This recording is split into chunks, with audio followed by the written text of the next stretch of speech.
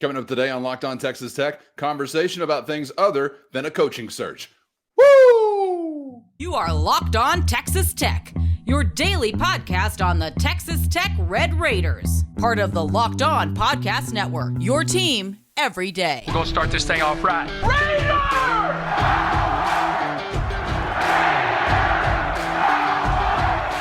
Everything runs through Lubbock.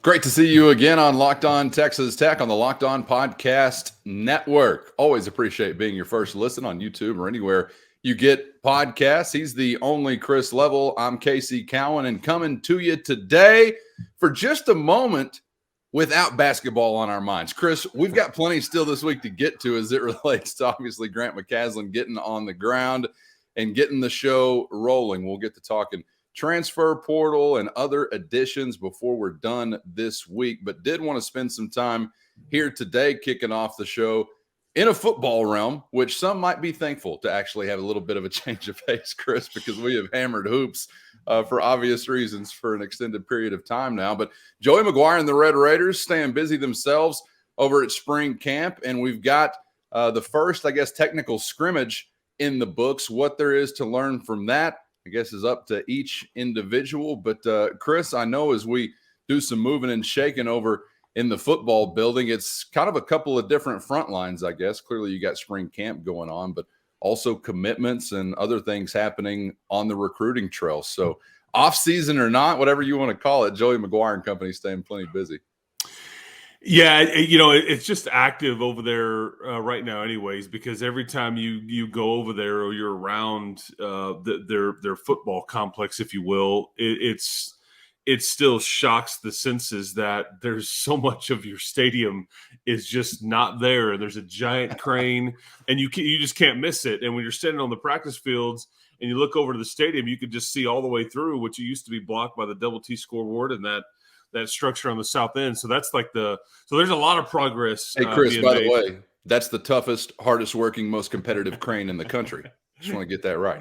I've been told this. Yes, They told us that. Yeah. Now, and it better have been after the win that we had in Lubbock, Texas yesterday. So I hope it is it still up. It worked hard yesterday, but no, that's the. So I just say that to mention like a lot of progress. Yes, you've got practice going on.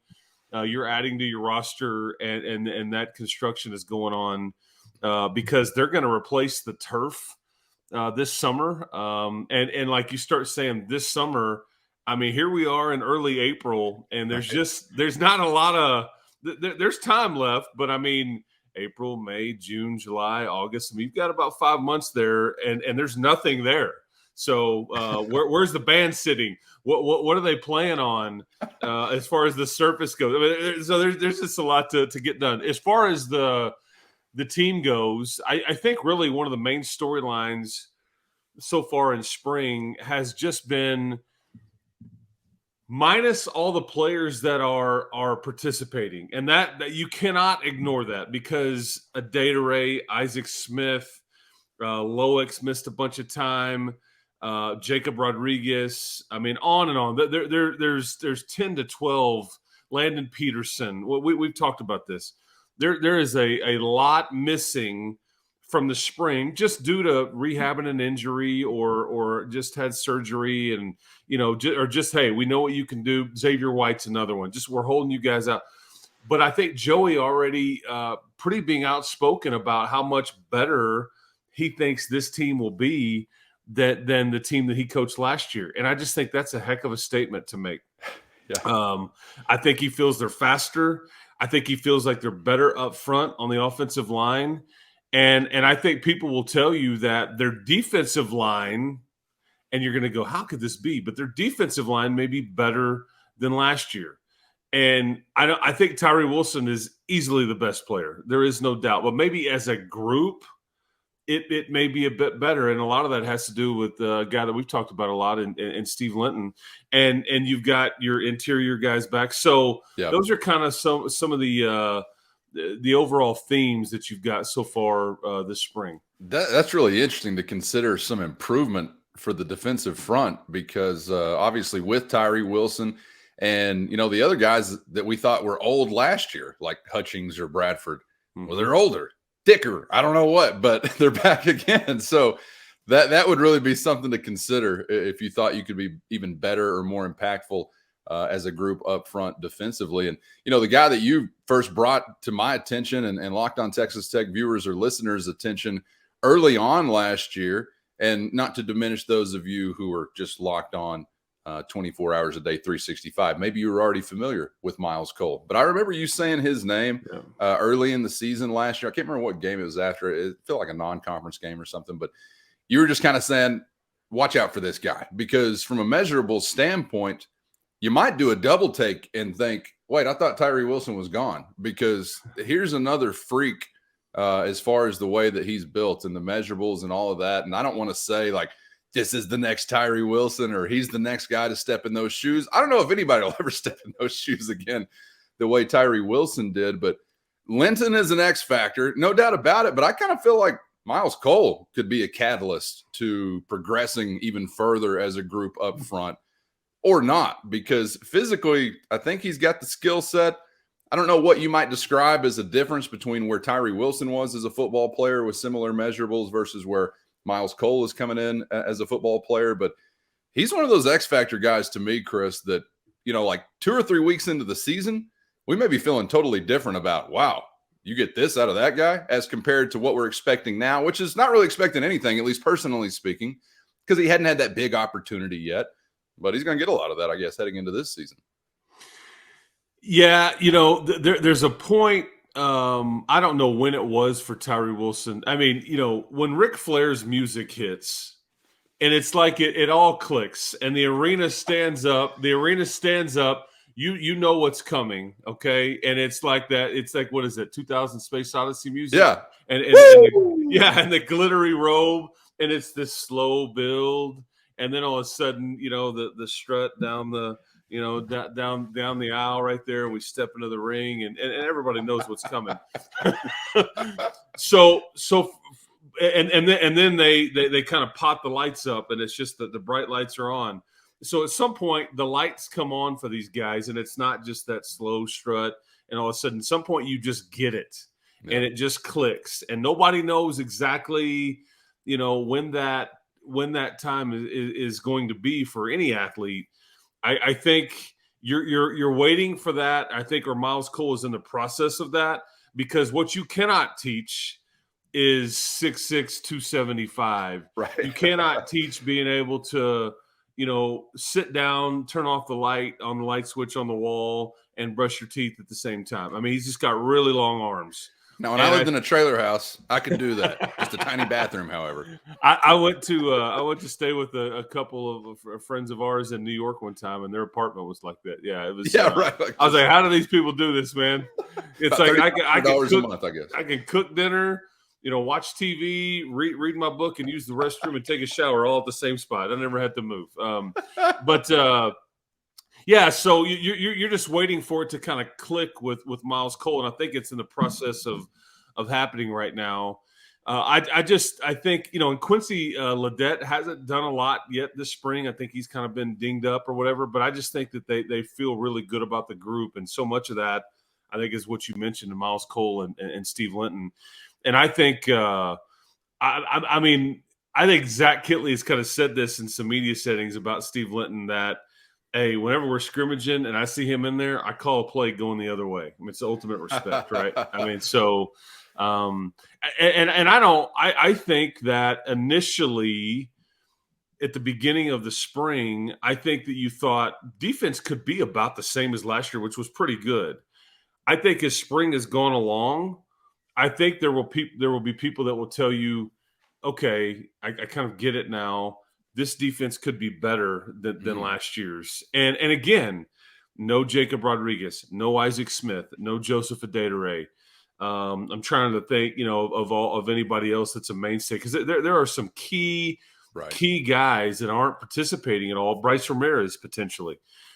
So for those statements to kind of be made or even thought tells me a lot about because what you have is you are so well coached And it's the word that gets thrown around so much. But when you have these older guys that are good kids and good players, your culture.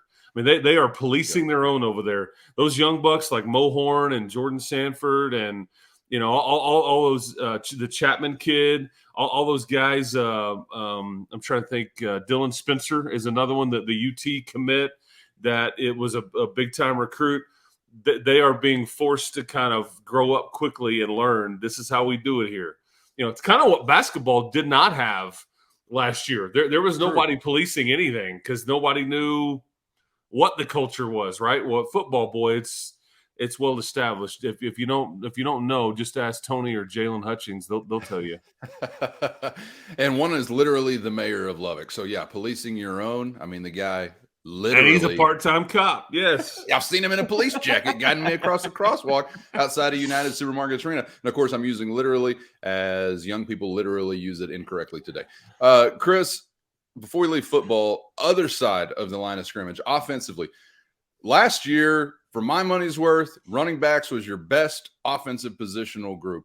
It's hard for me to count quarterbacks among that because typically I don't want to see multiple guys. I just would hope to have one that could stay healthy and yada, yada, yada. But among wide receivers, offensive line, running backs, I felt like Taj Brooks, SaRodorick Thompson, that was the best group to me that I felt like I know what you're going to get every week. You can count on these guys.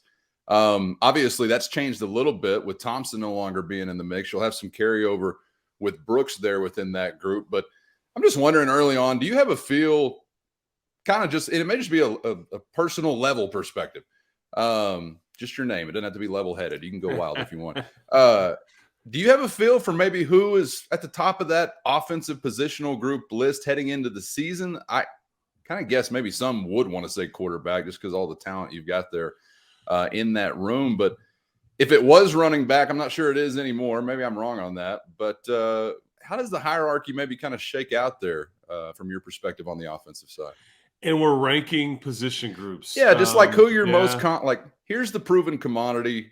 We know what we're getting. I think I would say. But first, today's episode brought to you by America's #1 sportsbook, FanDuel. And with the NCAA tournament on and popping right now is the perfect time to get busy, get signed up, and get started with FanDuel. And right now, new customers are in a prime spot to be on the receiving end of that no sweat first bet.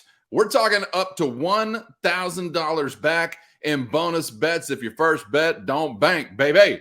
$1,000. So just go to FanDuel.com/lockedon and sign up today to claim your no sweat first bet. Then you can lay it all on the line on everything from the money line to point spreads, which team is cutting down the nets, all on an app that's safe, secure, super easy to use, even if you're a first timer. So don't miss your shot at the no sweat first bet up to $1,000 when you join FanDuel today. Just go to FanDuel.com/lockedon to sign up and make every moment more with FanDuel.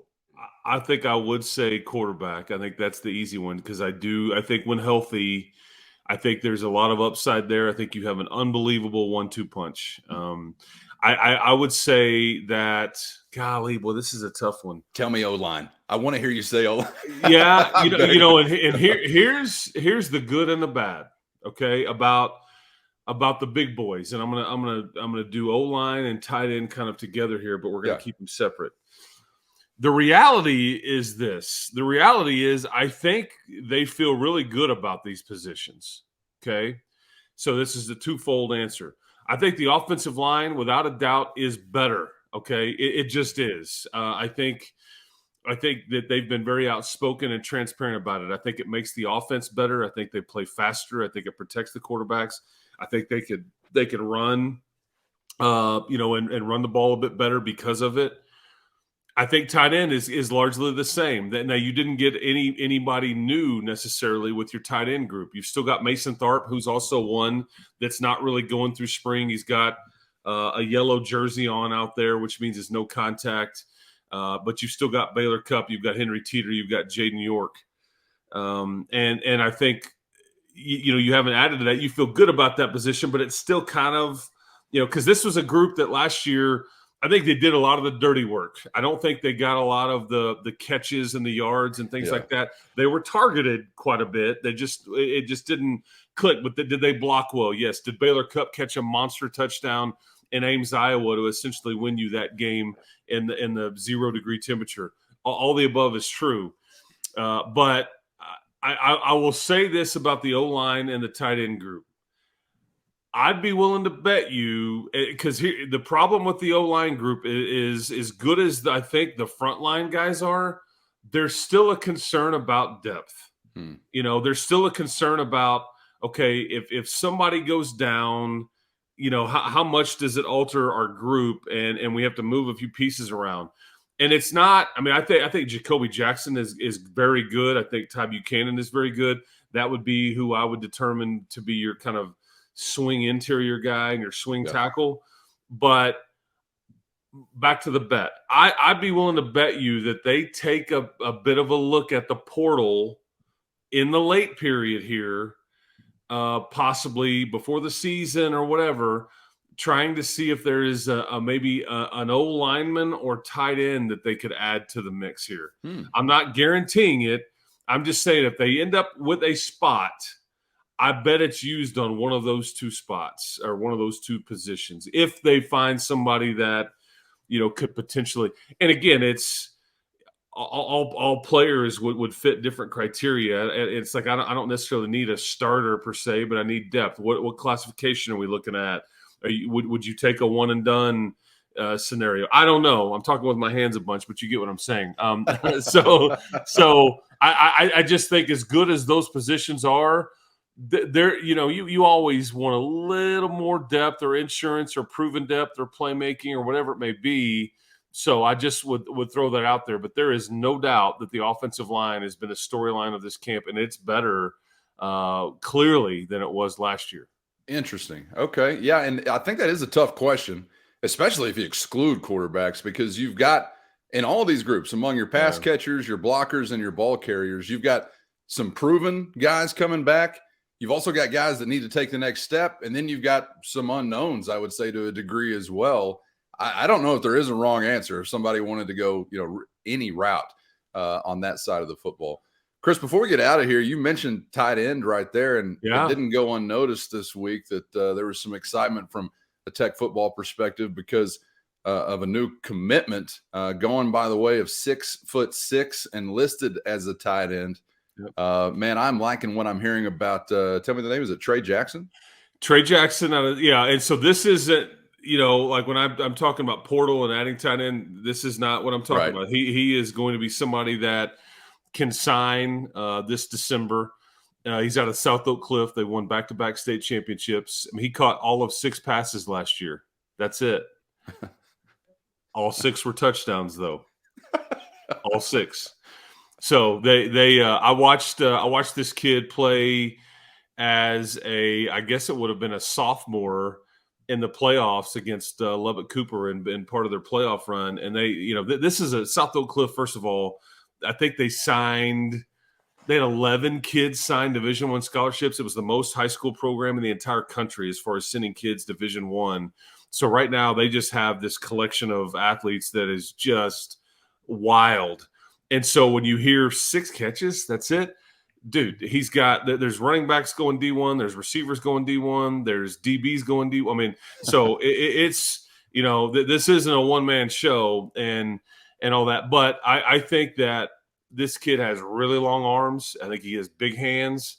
I think that he's a playmaker. I think that he's kind of a smallish tight end, like college-wise right now, like, high school, because you mentioned – about 6'5", about 210.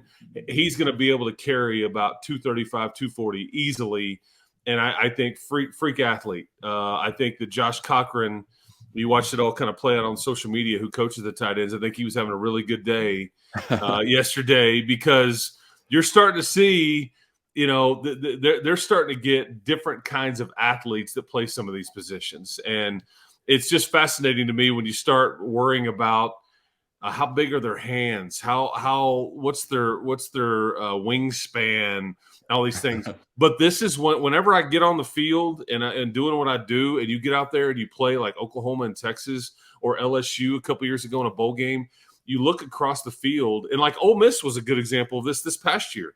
And you look out and you just go, God, their guys look different. Like across the board, they just look different and bigger and like, holy cow. And now you're starting to play in this sandbox. You know, you're starting to get the guys that not only are good but look the part, and that's a lot of fun. But yeah, Trey Jackson be able to sign this December. But yeah, and it's going to be a smaller class. There's only about a dozen or so spots left, and I don't know how the portal would factor in there. So anyway, we'll kind of see, and I wouldn't be surprised too if you have some guys on your team right now that enter the portal after spring. That's just kind of how it goes. Because, hey, I'm not getting the playing time. I was on scout team all spring. I could see the writing on the wall, gotcha. Whatever it may be, that'll be kind of how that goes too. So we'll keep an eye on that as the weeks roll along. So, well, I'm hoping, this guy's a little ways off as we're talking about Jackson, obviously, for making an impact, and we'll see if he does make an impact. But I kind of get more excited just seeing what they're pursuing, the type of athlete at this position, because I've got Big 12 tight end trauma going way back. I'm talking Egnew, I'm talking Kaufman, I'm talking Pettigrew, I'm talking Gresham, I'm talking Olamua. I'm probably the only one talking Olamua. No, it's usually the other guys. For some reason, I envision them in Missouri jerseys. Like these tight ends that just killed us over the years. One a Plainview native once upon a time. But Chris, I've been so envious of what others have done to us over and over and over. When you get into the red zone with these kind of long and versatile tight ends, whatever you want to call them. Shout out to the Mackey Award that doesn't know up from down when it comes to what a tight end is. And shout out to Jason Morrow. But I'm excited about the possibility of maybe getting into this type of realm. And I'm having to temper that excitement a little bit because you had some long guys at that spot last year, and you didn't make a whole lot of hay with them. I don't know if you grade them out, but I'm excited about maybe that being a bigger focus of the Joey McGuire football team. Here's what I would say, and I'll give you another name. I'll tell you who gives me PTSD is Charlie Kolar from Iowa State. Yes. I mean, like all 6'8", 265 pounds of catching machine, Charlie Kolar. My gosh, he's like haunts my dreams. But I think that like a guy like Dre McCray, I think that, and follow me here, I think he absolutely helps out the tight ends. What do you mean by that? What do you mean by that? I think that his ability to stretch the field basically opens up the middle of the field over the middle for the tight ends. And I think because you have to respect, because Texas Tech in the last several years, again, speed has been an issue. And that's why I think everybody kind of played the too high safety look and the double cloud look and things like that against it. That started to become the thing in the Big 12. Speaking of Iowa State, they're the ones that kind of invented it. Let's just keep everything in front. We just won't get beat deep. And I think that's why it's so important to run the ball these days, because you've got to make teams pay if they're gonna sit back on their heels trying to avoid giving up the big play. But the tight ends should be able to take advantage of somebody like Dre McCray, his ability to stretch the field. And Gotcha. And I think, I don't know. I think Joey has mentioned Baylor Cup has looked really, really good. And you wonder if this is kind of, we were talking about Myles Cole earlier, you wonder if this is kind of a Tyree Wilson scenario. Hey, he just kind of got here last year. He's kind of starting to figure things out. He played a bit last year, missed some games, but this is kind of his year because he's an NFL-looking guy. Yeah. I mean, there is no doubt. And I use the Tyree Wilson example too, because he came from A&M just like Tyree Wilson did.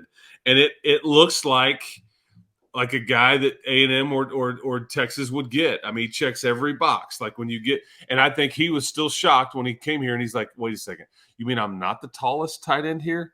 Because Mason Tharp, if he could stay healthy, I mean, these are guys that have like NFL measurables. So there's Big just boys. no doubt. Yeah. Yes.